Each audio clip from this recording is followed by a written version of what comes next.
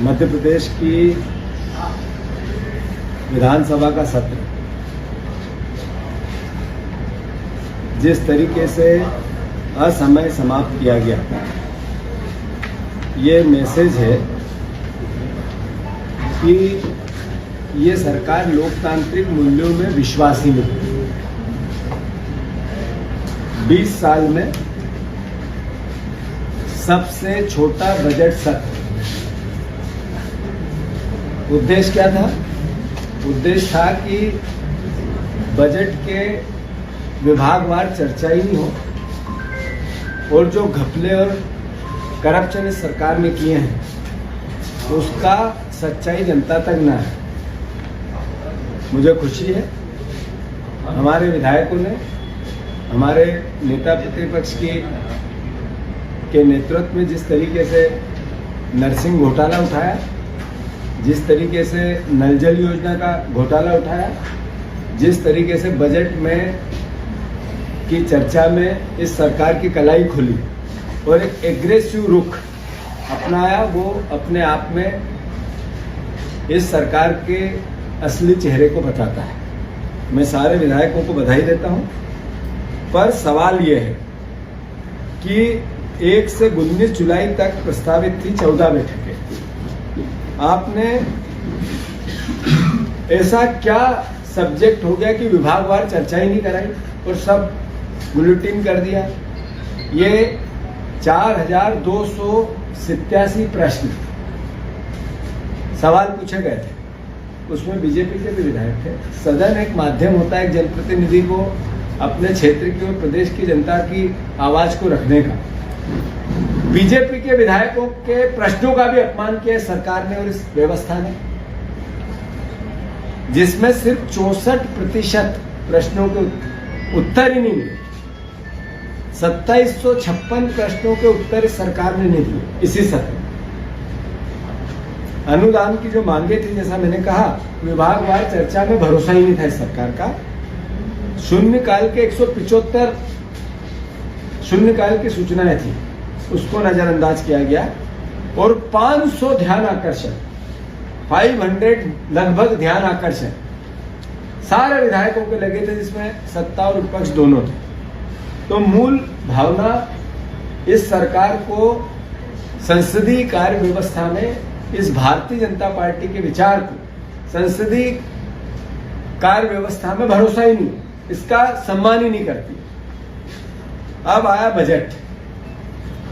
Budget में पहले हम बजट आता था तो मीडिया की सुर्खियां बनती थी, इतनी छूट दी गई, इतने रोजगार उपलब्ध कराने के माध्यम बना बजट, कृषि में इतना फायदा, आम मिडिल क्लास को इतना फायदा, पॉजिटिव खबरें अखबार की हेडिंग बनती थी। इस बार क्या हेडिंग बनी? इस बार हेडिंग बनी कि प्रति व्यक्ति कर्ज 60,000 रुपए हो जाएगा। इस बार हेडिंग बनी 90,000 करोड़ रुपए इस साल एक्स्ट्रा कर्ज लेना पड़ सकता है। 88,000 करोड़ रुपया इस साल कर्ज लेना पड़ सकता है। इस बार हेडिंग बनी कि सरकार ने 64% जो बजट टोटल पिछला किया था उसका खर्च ही नहीं, 64% ही खर्च कर पाए, यानी बचा हुआ 36% इस सरकार ने पिछला खर्च ही नहीं किया। हेडिंग बनी कि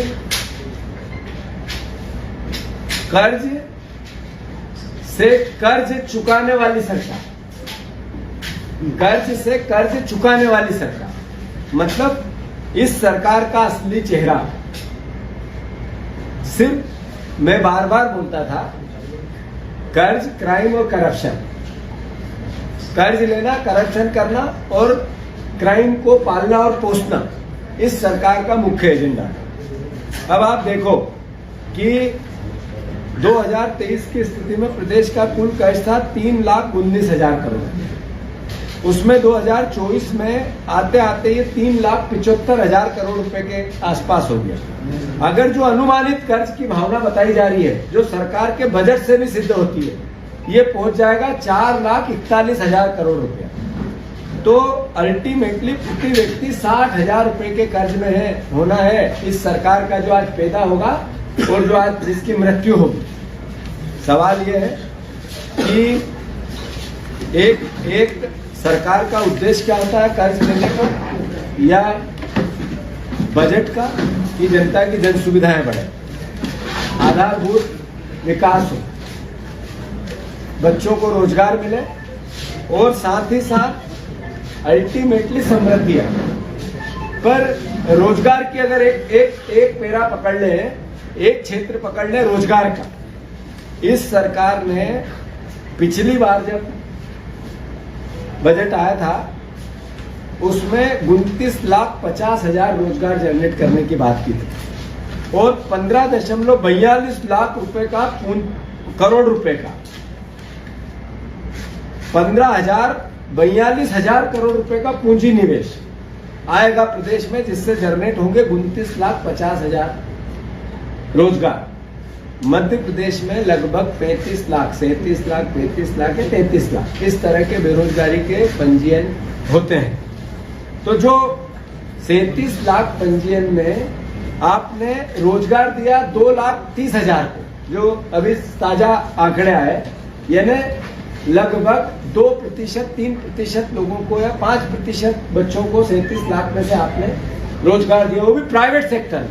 सरकारी नौकरी जीरो, किसी भी विभाग की सरकारी नौकरी के आंकड़े इस तरीके के नहीं आए। मैं आप सबसे अनुरोध ये करना चाहता हूं इस पूरी भावना का कि अब जब 3 लाख इस सरकार ने 3,65,000 करोड़ रुपए का बजट की बात की इस बार, ये पिछली बार की बात की थी, तो इन्होंने 63,000 करोड़ रुपए के निवेश की बात और 4 लाख रोजगार जनरेट होंगे इसकी बात। मतलब पहले पिछली बार जो रोजगार के कार्यालय का पंजीयन था 35 लाख, उसमें से दिए 2 लाख को, बचे 33 लाख, उसमें से 4 लाख रोजगार जनरेट करेंगे। इसका मतलब जो 30 लाख बच्चे बेरोजगार होंगे क्या चोरी करेंगे? इसके लिए सरकार का क्या प्रोविजन है? और फिर ये बजट बढ़ाया क्यों गया? आखिर अल्टीमेटली जब सीएजी की रिपोर्ट ये कहती है कि आप 64% ही बजट यूज करते हो, तो ये इतना भारी भरकम बजट क्यों किया गया? हर बार क्यों किया जाता है?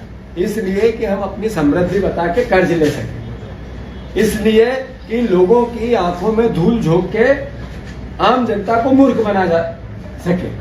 अरे एक बजट का मूल उद्देश्य होता है, साधारण भाषा में हम समझे, जो परिवार पूरा पालन पोषण जीवन यापन करने के लिए सिर्फ कर्ज पे डिपेंड होता है, तो अल्टीमेटली उसको दिवालिया होना पड़ता है। हमारी सरकार इस नाते दिवालिया सरकार है। हमारा जो मूल जो भावना है कि कर्ज लेना और करप्शन करना। अब आप देखो, केवल एक क्षेत्र लेते हैं एजुकेशन का, और वो भी सिर्फ स्कूल एजुकेशन। स्कूल एजुकेशन में ये 2024 में 23-24 के बजट में 42 लाख बच्चों को इन्होंने मध्याह्न भोजन दिया। 42 लाख बच्चों को मध्याह्न भोजन दिया। और सरल करें इसको तो 2010 और 11 में 10 साल पहले चले जाओ, 12 साल पहले चले जाओ, 1,06,00,000 बच्चे स्कूलों में थे और मध्याह्न भोजन मिलता था। उस पर खर्च होता था 1,082 करोड़ रुपया।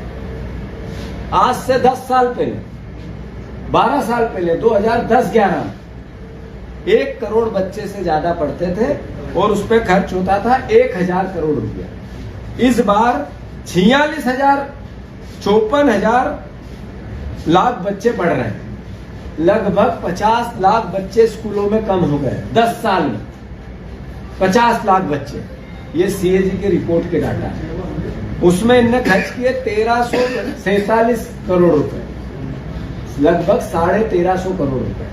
बच्चे कम हो गए 50 लाख और पैसे बढ़ गए 400 करोड़। ये करप्शन नहीं है तो क्या है? ये लूट नहीं है तो क्या है? और कर्ज लेके करना क्या चाहते हैं? अल्टीमेटली आप सबसे अनुरोध मेरा इतना ही है कि ऐसे ही जैसा मैंने आप सबको बताया कि एक जो बजट होता है वो बजट होता है आम जनता की खुशहाली के लिए, लोगों के जीवन स्तर को उठाने के लिए। अब इसी प्रकार से अगर हम आगे बढ़ें तो पहली बार ऐसा हुआ कि सीएजी ने सरकार को कहा कि ये जो वित्त मंत्री है घटिया वित्त मंत्री है। ये मेरा आरोप नहीं है, ये सीएजी का आरोप है। आरोप नहीं है, लिखित में है। सीएजी की जो रिपोर्ट आई अभी 3 दिन पहले, उसमें कहा गया कि 23-24 का जो बजट है उसके अंतर्गत इस सरकार ने जो निर्णय लिए, जो प्रावधान किए, बढ़ा के किए, खर्चा 64% किया और घटिया प्रबंधन के अनुसार पूरी व्यवस्था जमाई। मतलब एक वित्त मंत्री को हमारी सीएजी की रिपोर्ट ने ये कहा कि ये घटिया वित्त मंत्री है, मेरा आरोप नहीं है। इस नाते में आदरणीय मुख्यमंत्री जी से अनुरोध करता हूं कि सरकारी एजेंसी है जो सरकार के आय व्यय का ब्यौरा रखती है, उसका मूल्यांकन करती है, उसका निरीक्षण करती है और पब्लिक परसेप्शन या पब्लिक के सामने लेके आती है ये बात कि इस साल किस तरीके से सरकार ने काम किया पिछला वित्त वर्ष में। तो सीएजी की रिपोर्ट के अनुसार केक की रिपोर्ट में बीजेपी ने कितना बवंडर मचाया, कोयले में कितना मचाया, कितना उन्होंने जो अलग अलग तरह की जो 2013-14 के पहले केंद्र के लिए किस तरीके की सीएजी रिपोर्ट का आधार बनाया था, वही सीएजी की रिपोर्ट मध्य प्रदेश की। तो उनने ये कहा कि ये सिर्फ करप्शन करने के लिए बजट को बढ़ाकर, कर्ज लेने के लिए बजट को बढ़ाकर इस तरीके से बताया जाता है और वित्त मंत्री के कामकाज को घटिया बताया। इसका मतलब है उनका इस्तीफा होना चाहिए। यही वित्त मंत्री थे जिनके शिवराज जी मुख्यमंत्री थे, पर वित्त मंत्री तो यही थे। तो वित्त मंत्री जी केक कहता है, केक की रिपोर्ट कहती है कि आपको इस्तीफा देना चाहिए। और मुख्यमंत्री जी से मेरा अनुरोध है कि अगर ये इस्तीफा नहीं दे, आप में थोड़ी नैतिकता हो तो आप इनका बर्खास्त कर देना चाहिए। अब चूंकि केक की रिपोर्ट का पूरा आधार आप लोगों के सामने है, मैं उस पर ज्यादा बात नहीं करूंगा, पर एक पेरा में पढ़ के बताना चाहता हूं। केक के वित्त वर्ष 2023-24 के अनुदान की मांगे, टोटल ग्रांट और विनियोग के बीच भारी अंतर है और बचत को घटिया प्रबंधन का नमूना बताया गया है। घटिया प्रबंधन का नमूना बताया गया है। इसका मतलब है कि आपका असली चेहरा केक ने बता दिया है। ये सब बजट की पूरी कहानी अपनी जगह हो सकती है, पर अगर आपने 3,65,000 करोड़ रुपए का बजट का प्रोविजन किया तो आपने पिछले आपके घोषणा पत्र में कहा था हम किसानों के लिए 2700 और 3100 धान का और गेहूं का दाम देंगे, उसका प्रोविजन क्यों नहीं किया? आपने कहा था आईआईटी और एआईएमएस की तर्ज पर इंस्टीट्यूट बनाने का वादा किया था, उसके लिए जिक्र क्यों नहीं किया? आपने 6 नए, आपका घोषणा पत्र है बीजेपी का जिसमें अभी 6 महीने पहले वो विधानसभा का चुनाव जीत के आए हैं, 6 नए एक्सप्रेस वे निर्माण की घोषणा की थी, उस पे एक पैसा भी तो नहीं लिया गया। आप ये बताओ कि गरीब छात्रों को मुफ्त शिक्षा का वादा था, उसके लिए प्रोविजन क्यों नहीं किया गया? मुफ्त शिक्षा क्या हुआ उसका? लाडली बहनों को पक्का मकान देंगे, बजट में 40,000 करोड़ रुपए रखे हैं, 3,000 देने का वादा था। ये एक साल में 40,000 करोड़ रुपए का कहां से पक्के मकान आएंगे, कहां से उनको जो गैस सिलेंडर मिलना था वो मिलेंगे? और क्या लॉजिक है इसका कि आपने 3,000 रुपए बहनों को देंगे, उसका प्रोविजन कैसे संभव हो सकता है? भावांतर की योजना में आपकी नियत देखो, असली में ये किसानों की हत्या करने वाली सरकार किसानों से नफरत करती है। इसने किसानों के लिए भावांतर योजना में 1,000 रुपया रखा। किसान भाइयों, आपकी भावांतर योजना का कई बार भाषणों में भारतीय जनता पार्टी के लोकल नेता और बड़े नेता और प्रदेश के नेता जिक्र करते हैं। बजट में 1,000 रुपया आपके भावांतर के रखे हैं। इन्होंने 3,000 रुपए ऋण माफी के रखे। इस सरकार ने 3,000 रुपया ऋण माफी का, किसानों की ऋण माफी का रखा है। इस सरकार ने जो आपको वादा किया था किसान भाइयों, जो 3,000 धान के दाम 3,100 और 2,700 गेहूं के दाम, उसको किसी प्रकार से किसी भी प्रकार का जिक्र अपने बजट में नहीं किया गया। तो अल्टीमेटली किसान की हत्यारी ये सरकार किसान विरोधी है। ये बात आपको और हमको समझना पड़ेगा। आदिवासियों के मकान, नल जल, ऐसा हमारे विधायकों ने कल मुद्दा उठाया करप्शन का, जो हर घर को नल और उसमें मिलेगा जल। ये प्रधानमंत्री का भाषण था, आपकी टोटियां खोल के ले जाएंगे। अरे प्रधानमंत्री जी, टोटियों में न नल है न जल है, और उसका सारा करप्शन आपके नेताओं की जेब में है। ये भावना इस सरकार की कि जिस वचन को लेके ये आए थे, इस बजट में एक शब्द भी नहीं है उसके, जिसके लिए इनको वोट मिला। तो ये बड़ी चिंता का विषय है। मैं मानता हूं कि बजट के सारे प्रोविजन, सारे प्रावधान, जैसे किसानों के लिए इनको जितनी योजना में मद रखना था, बोलते हैं उसको पिछली बार से भी अब घटा दिया। यानी कि जो ग्रामीण विकास का मद रखना था वो पिछली बार से इस बार घटा दिया। जो इनको अलग अलग मद को लेकर अलग अलग प्रक्रियाएं, चाहे वो आदिवासी आवास की बात हो, चाहे आदिवासियों की छात्रवृत्ति की बात हो, चाहे मतलब अल्टीमेटली वित्त मंत्री का काम सिर्फ झूठ बोलना है। इन्होंने एक कहा कि वित्त मंत्री सदन में झूठ बोला, पूंजीगत व्यय 15% बढ़ाया गया है, जबकि यह वर्ष 2023-24 में 67,177 करोड़ रुपए था, जो घटकर 2024-25 में 61,633 करोड़ रुपए हो गया। यानी घटाया बढ़ा। आप भाषण देखना वित्त मंत्री का, इसका मतलब है कि वो जनता से सदन में क्या झूठ बोलते हैं। इसीलिए तो वित्त मंत्री का इस्तीफा होना चाहिए। और अंत में मैं इतना ही कहना चाहता हूं कि ये सरकार ने सिर्फ करप्शन करने के लिए बजट में प्रोविजन किए हैं। आप देखो, खनन माफिया इस प्रदेश में सर चढ़ के बात कर रहा है, खुला घूम रहा है। परिवहन माफिया, एक दिन मुख्यमंत्री घोषणा करते हैं सारे टोल बंद और सारी जगह उगई हो रही है। फिर सरकारी खरीदी में भ्रष्टाचार का आलम क्या है? जो नॉर्म्स बनाए गए वही सीधे डबल। जो सरकारी काम करने के तरीके के, वो चाहे सिविल के काम हो चाहे खरीदी के काम, सब में जो रेट मूल होते हैं उससे सीधे डबल का प्रोविजन किया गया। यानी करप्शन की पूरी छूट दी गई। उज्जैन में मंदिरों की जमीन पर कब्जा कर लिया, पंचायतों के नगरीय निकाय में जमकर भ्रष्टाचार, इंदौर में 2000 करोड़ रुपए का लगभग घोटाला नगर निगम में हुआ। एक भी नगर निगम, नगर पालिका, नगर पंचायत ऐसी जिसमें फर्जी बिल का मामला नहीं चल रहा हो। तो ये सरकार करप्शन की पर्याय बन गई। मैं मानता हूं नर्सिंग घोटाला इसका सबसे बड़ा उदाहरण है। अभी लगातार नर्सिंग घोटाले को लेकर मंत्री के खिलाफ एविडेंस दिए गए, सदन में चर्चा की गई, सदन में एविडेंस रखने की अनुमति मांगी गई, पर ये भ्रष्ट लोगों का कुनबा मानने को ही तैयार नहीं कि हमने करप्शन किया है। मैं मानता हूं 4 लाख से ज्यादा बच्चे जो नर्सिंग की फीस देकर इंतजार कर रहे हैं कि हमें पढ़ाई हो, डिग्री मिले, एग्जाम दें, उनकी क्या गलती थी? इस सरकार की इस करप्ट गतिविधि के कारण उनका जो भविष्य चौपट हो रहा है, ये एक चिंता का विषय है। भर्ती घोटाला, पेपर लीक होना, मध्य प्रदेश मतलब एक तरह से देश में सबसे बड़ा एक चेहरा बन गया, और व्यापम जैसे घोटाले मध्य प्रदेश में चर्चित है।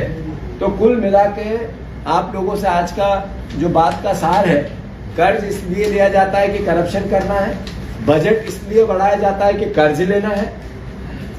जो वित्त मंत्री को इन सब गतिविधियों के लिए, गलत प्रबंधन के लिए केक ने दोषी ठहराया है, और केक की रिपोर्ट के अनुसार मध्य प्रदेश के वित्त मंत्री की वित्त व्यवस्था घटिया स्तर की है। इसलिए वित्त मंत्री को इस्तीफा दे देना चाहिए, और वित्त मंत्री को इस्तीफा नहीं देते हुए तो मुख्यमंत्री को उनको हटा देना चाहिए। धन्यवाद।